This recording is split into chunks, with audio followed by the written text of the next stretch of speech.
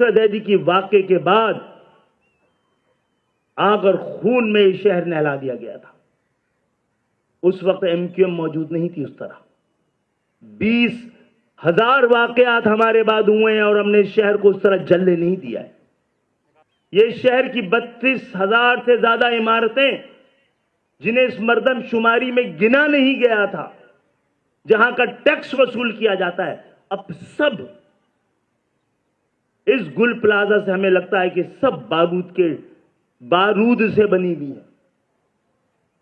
जहां पे इन्होंने हमारे उन पाकिस्तानियों को, उन वीवीआईपी पाकिस्तानियों को, कि जिनकी मेहनत से और जिनके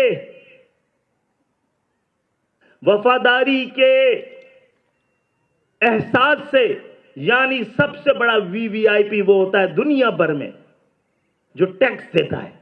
टैक्स देने वालों को भी झुलसा रहा है। इस शहर में अब टैक्स देने वालों को भी जलाया और उसको उसी इमारतों में दफन किया जा रहा है। फायर टेंडर कम नहीं है।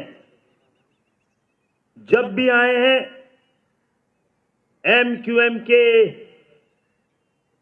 नाज़मीन और मेयर्स के दौर में ये फायर टेंडर दिए गए थे।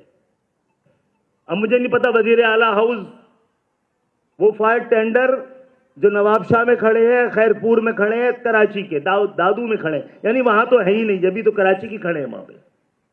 लेकिन वो वहां की आवाम के लिए नहीं, हुक्मरान खानदानों के घरों में खड़े हैं। मैं नाम नहीं लूंगा, 20 की तादाद में। अगर वजीर आजम हाउस, वजीर आला हाउस इस शहर की दादरसी नहीं कर सकता तो ये गवर्नर हाउस करेगा इंशाअल्लाह ताला। अब ना वजीर आला हाउस न वजीर आजम हाउस, उनको मुतनब्बे तो किया जा सकता है, उनसे कोई तवक्को नहीं रखी जा सकती। गवर्नर साहब और एमक्यूएम की मुंतखब क़यादत मिलकर और एमक्यूएम इंशाअल्लाह सबको प्लॉट देगी ताकि उसके जरिए उनकी तामीर का सिलसिला का आगाज हो सके।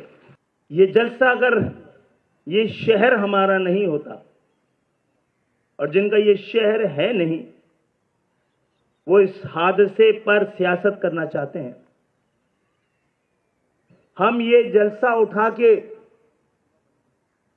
गुल प्लाजा के सामने भी कर सकते थे। ये आज का प्रोग्राम